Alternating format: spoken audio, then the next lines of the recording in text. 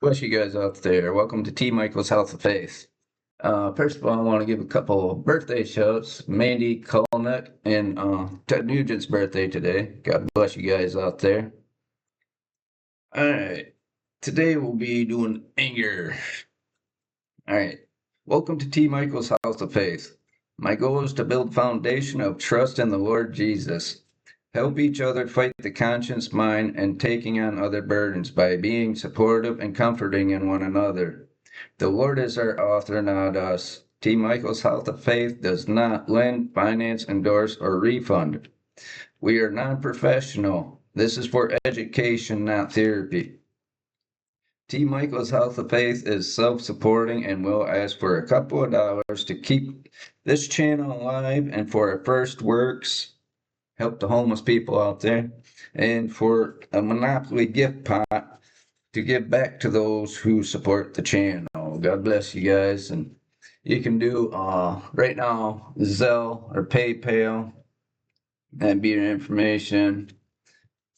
And I know it's the holidays, so I ain't too worried about it right now.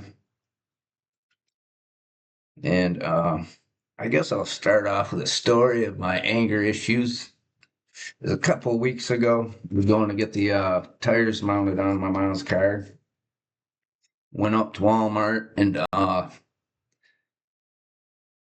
went up there, explained to him what we needed, put the snow tires on, and he was like, cool.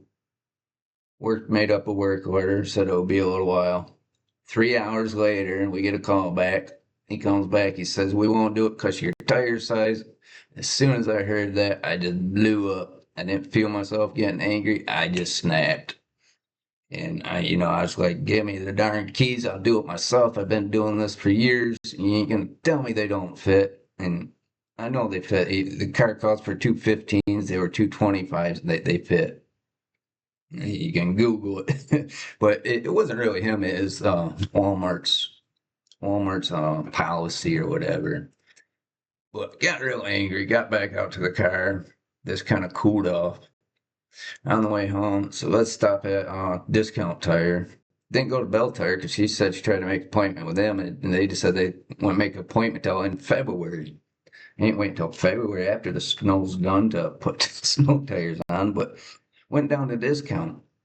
And I went in there and I explained to them, look, take a look at this, make sure you would willing to put them on. I just waited 3 hours. I ain't going through that again. He come out, looked at it.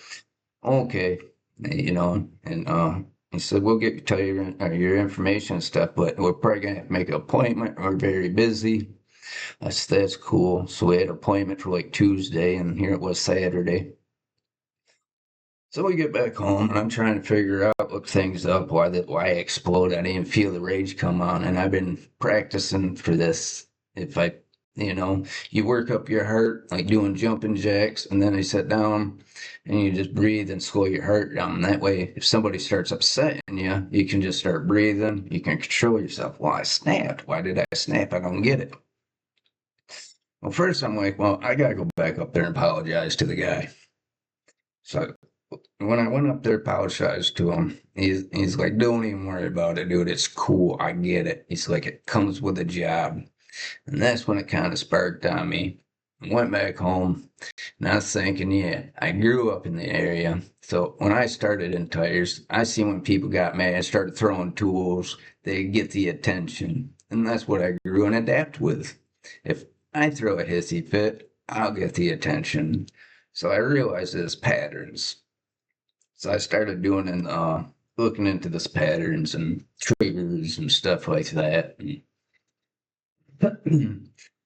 So the way I handled it Tuesday when I went up to Discount, I'm like, all right, I got to do the opposite here. Instead of me thinking I know everything, what needs to happen. And a winter storm came in, so I mounted the tires myself, and I put the snow tires up front, and I bought some Continentals that had some good tread for the back, so the back doesn't get slippery on you and kick out from you. And I went there, and I just, I played the dumb effect. They're going to take care of it. I ain't doing nothing.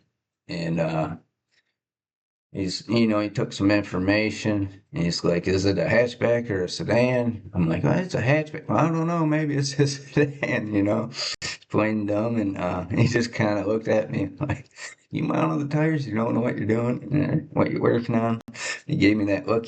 But anyways, I was like, if there's, take a look. He went out to look at it. I said, if there's anything that needs to be done, just let me know. And he comes back and he says, well, we want to put the snow tires on the back and put the other tires up front. We want to rotate them. I'll do that for free for you. I was like, that's cool. And, and he explained, the snow tires, they're the Blizzaks, but they're less tread. He said they're wider than the Continentals that I put on. So we'll put them in back, and the Continentals have more tire tread, which will help in stopping. And I was thinking, keep the snow tires are fatter up front so you get traction and stuff like that. And it's like, all right, that's cool. And I just played it in and let them do their thing, and it worked out great. See, I thought he was going to do a free rotation. I'd still get charged for the balance and the work they have to do, right? Well, he come back and said, there you go, you guys are all set, are done. He said, no charge, it's free. So, wow, that's nice. I think God was pretty happy with me. I changed things around and made the best of things instead of having this control issue. Let go of the control and just let them do what they're supposed to do. So it really worked out. And that's what it was, is patterns. Where do patterns come from? Past, from it can actually come from parents, come from your ancestors. It comes from watching movie. You get patterns off watching movies. Like kids will have flashbacks when you watch a scary movie when you're a kid. Then you started dreaming. You woke up and sweat, and you're just freaked out because the dream. That's a flashback. Your brain works, and through while you're sleeping, your brain still works. It's still functioning. It runs. It doesn't shut off. And it works on what, your issues during the day. But, yeah, so, and how do you stop them? Redirect triggers and patterns. Take the negative conceptors from the traumatizing situations and flip them into positive receptors. Instead of using triggers to lash out anything and that cause injustice, use them to remain strong and in control. Accept the things that are conventional to be helpful. Become the CEO of your mind. C is for calm yourself. E is for the envisions. Ask yourself, what would a person I want to be do? So ask yourself, what would the person I want to be do? If you have a vision for how you want to be, you'll have something to aim for when your emotions are high.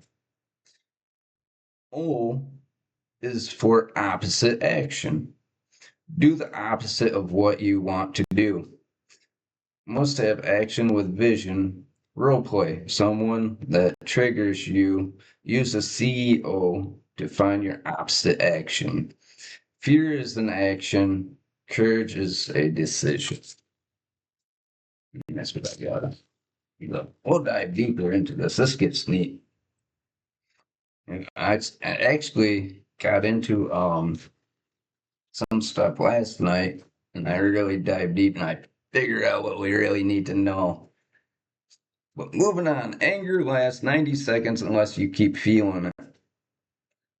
Anger is powerful, normal human emotions, a strong feeling of annoyance, displeasure, or hostility from perceived threats, injustice, or hurt, ranging from mild irritation to rage. A basic emotion like happiness or sadness, anger is a fundamental part of being human. I don't believe that. I don't think we're born to I'll get a little more into that because negativity, survival, defense, I don't think God made us that way. I think we get that from our ancestors and people not really having faith in God back long ago, probably back all the way to Adam and Eve. But moving on. Basic emotion is the fun, like happiness, sadness, anger, fundamental is being human. Now, this is important. It's linked to survival. You got to keep that in mind because we're going to get into that. A, a response. It signals something is wrong. A goal is blocked, or you feel threatened or wronged. Common triggers and interference, being blocked from a goal, injustice, perceived unfairness or mistreatment, hurt or threatened, someone trying to harm you or a loved one, underlying feelings, often mask deeper issues like shame, anxiety, or sadness. The physical and mental signs of this. Of course, your physical would be your muscles, a racing heart, your adrenaline rush, and facial expressions, or just your voice getting louder, you know. Your mental, focus on hurt, desire to lash out, or feeling powerless. Feeling powerless. Why? Because control, you got a control issue. And that's where we get into journaling. I got one journaling for the anger and control. These kind of go side by side. And of course, you got one for worry. And of course, all of these would be something you want to do probably 3 hours before your bedtime. That way, you ain't got stuff racing through your mind before you go to bed. Triggers are not random, but are patterns, reminders, old wounds. Now we understand this. Now we can take action on it. Okay, going deeper into anger. Anger is one of the most destructive emotions. It clouds judgments, ruins relationships, and gives control to those who provoke it. 5 things here. Reframe insults. Insults only hurt because we allow them to. Practice insults as noise, meaningless words that have no real impact on you. So when someone offends you, pause and tell yourself, this is their problem, not mine. Number 2, control what you can. You can control your emotions, so ignore what you cannot control. Other people's words, actions, and opinions completely outside of our control. Number 3, practice negative visualization. Remember, your vivid imagination, your brain can't tell the difference between vivid imagination and the real thing. So when you practice this, it really helps you in the real moment. If you prepare your mind for potential insults, criticism, or disrespect, they will less likely hurt as much. So I say to myself, today I will encounter people who are rude, selfish, and are arrogant, and this will not disturb my peace. 30 seconds a day is all you really need. Just, when you wake up in the morning, recite that. Stay consistent. It's very important to do it daily. Moving on to number 4. Respond with indifference. If someone tries to provoke you, do not react. This is how you take the oxygen out of the fire. Remember, anger will only last 90 seconds if you do not keep feeling it. Hold your breath. Don't give it oxygen. And number 5, strengthen your mind through daily discipline. Stay consistent. Do this daily. Journal your emotions. Practice self-reflection. Write down moments where you felt angry creeping in, and reflect on how you could have responded better. Take this challenge for 7 days. Try to see do a journal. Work on it. See what you can get out of it. See if it helps you or not. And this part I kind of added in. It's something I got from John Quick. I was watching, and I just kind of jotted it under in this page where I had stuff. But it's kind of neat. Call it the circle. We'll have like 90 thoughts, we'll say 60,000 thoughts a day we come into our head. And these 60,000 thoughts a day, they don't really change. It's usually dragged over from day by day by day. It's usually the same thoughts that pattern through our heads. And our thoughts lead to our actions, and our actions lead to our experiences, and our experiences lead to our feelings, and our feelings lead to our thoughts. So we're going in a circle with the same thought process coming through us. Now we're getting in deeper to the good stuff here. This is I like this stuff that I came across last night and I wrote down this morning and stuff. Our brains are built for survival and feeds off negativity. Our brains will automatically find bad. We need to be intentional in finding the good stuff. Survival means noticing danger, avoiding pain, remembering the things that went wrong in the past so they don't go wrong again, so they don't happen again. Negative events in our lives have a much stronger impact on our physiological and psychological state than the positive ones do. Every time we focus on something good, we are training our brain to avoid negative bias and are training our brain to notice the good. You should write 3 grateful things in the morning, and at nighttime, write in your journal what good we got out of the day. So, and this, you would want to do this 1 hour before bed.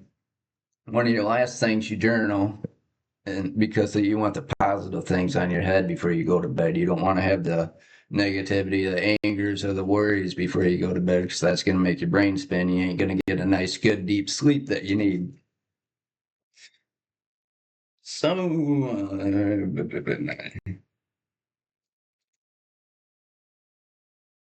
when somebody oh yeah, there's one too. When somebody compliments you, absorb it. Don't just blow it off. It's like a reward, so accept it. And when you blow it off, you're not accepting. Our brains are defensive. 5 things here. Survival instinct, amygdala alarm, the amygdala alarm, logical shutdown, pattern recognition. Pattern recognition. You want to mark this one down. Threat perception. Why it happens. Insecurity, ego. Learned behavior. Another one to write down. It's learned behavior. It's pattern recognitions. Communication breakdown. Breaking the cycle. Awareness, pause, self-reflection. Now this is where you get this. Matthew 16:25. Jesus says, For whosoever will save his life shall lose it, and whosoever shall lose his life shall save it, shall find it. And this is exactly what it's stating. We got to get rid of this defensive mechanism in our head, thinking we have to be defensive. Like Paul did. Must get rid of our defensive mind, like Paul did when he was shipwrecked, when he got bit by the viper. All right. So our instinct is, if we see a viper, we're gonna freeze, we're gonna panic, we're gonna be like, we're gonna die if that thing comes at me. Well, you're totally faithless. You got to get rid of that defensive mechanism. You got to be able to walk, not worry if you step on its head. Don't worry about if you're going to get bit or not, because the Lord's right there with you. He numbers your hairs on your head. He knows when your death is. So when you don't put your trust in him, you're going to get, you believe it, you live it. And that's the thing. So if you believe that you're going to get bit and die, you're going to get bit and die. But if you believe that the trust is really there, or if you got that trust to believe that the Lord's really there with you, you're not going to die from it. It's a guaranteed thing. It's written. Paul got bit by a viper. He shook it off. He did not die. Now, I had this happen. It's kind of neat. I'm bitten by no snake or nothing. But 5 years ago, when I started getting into this, doing a lot of Bible study, 12, 14 hours a day, just going at it, watching preachers, watching all these shows and stuff. I was watching the churches, the Sunday church services and stuff like that. I was watching online every week. Finally, after like a couple of years, I'm like, yeah, I gotta go physically take the communion. And that's what we need to do is physically take the communion. So this online stuff ain't very good. So I went up to the church around the home. It's a Lutheran church. All right, and I looked into it, because I'm not against anybody that, like Jesus said, either he's with us or he's against us. So if they're in the name of Jesus, they're our brothers and sisters, regardless if how great of faith they have or if their church perfect. If it ain't perfect, it doesn't matter. They're in the name of Jesus, and that's what I believe. So I went up there. It's convenient. I go up there and they serve communion. They give you the wine and they go around. They give you, the bread and then you take a little shot of the wine. And I took that and oh my goodness, that was so horrible. I thought it was like 120 proof Everclear. Holy cow, I'm gonna spit that stuff right back out all over. Like, that's crazy. And it burnt my chest so bad, it burnt my throat so bad. I thought it was like acid inside me. I started freaking out. Not there, I kind of held my thing, but when I got back home, I'm like, oh no, man, I want to give this to the Lord. He took alcohol away from me. Now I'm going back into drinking. Oh my goodness. And then I kind of, I got those thoughts in my head. Well, I'm in the Lord's house. I'm doing it for him. It's not like I went off binge drinking or something. So I cleared my head with that, and I kept going up there for a couple of weeks. I said, hey, look, I'm alcoholic. I can't drink that stuff. Now, that's cool. Just take the bread, And after that, I only went for a couple more weeks. I was, I just don't like it. Come back, stick with what I've been doing. I'll just watch it on TV here, and I'll just watch my services online.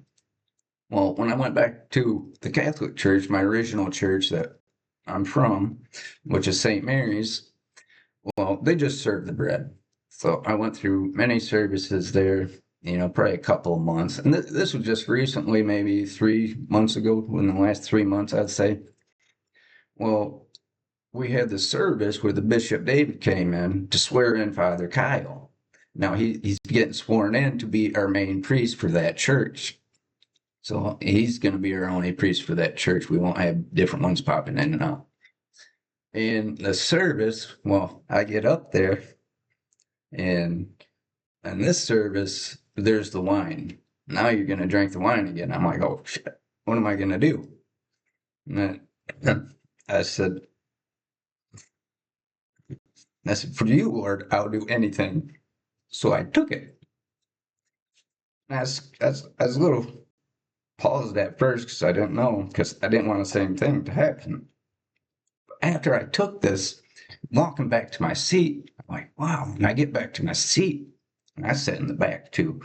And I'm like, man, this is weird. I cannot taste any alcohol in this. Absolutely nothing. I mean, it's like juice. This is weird. What in the world? What's going on here? This is a Catholic church. I guarantee there's alcohol in it. And that, it dawned on me. I stood right there. I stood bold. I put my faith into the Lord. I'm not going to worry about it. I'm in the Lord's hands, and he's going to take care of me. And I never tasted any alcohol. And it's just really neat, because that shows you how powerful your faith can really be with the Lord. And yeah, so that was just totally neat, mind-blowing, really. But that's what we really got to get that our defensive mechanism, which I really believe is from our ancestors. I mean, even further back. I mean, Moses, when he threw the staff down, it turned into a 6-foot cobra. Well, he took off running. I would too. Who wouldn't, right? And God said, "Don't worry about it. Grab it, pick it up," and it turned back into a staff. So now he had complete faith, and the Lord's with him and stuff like that. And that's the thing. If we got pure faith, we don't have to worry about dying. You can live to be 120 years. That's what the Bible tells you. But you can't do that without faith. And that's the thing. If you really believe it, you live it. And that's what we live by. And I think it's really important that we really get rid of these defensive mechanisms, the negativity, and that we have to survive. We don't have to survive. We need to get the trust right with the Lord. And I really believe we need to get rid of that defensive system, just like Paul did. He got shipwrecked.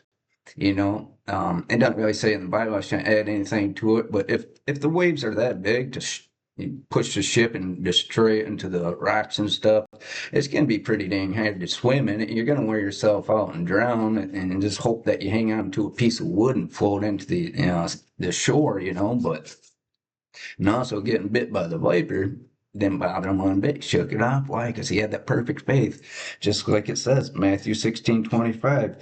For whosoever will save his life shall lose it. And whosoever will lose his life for my sake shall find it. So I think that's really neat. I thought that was really cool to bring up in this.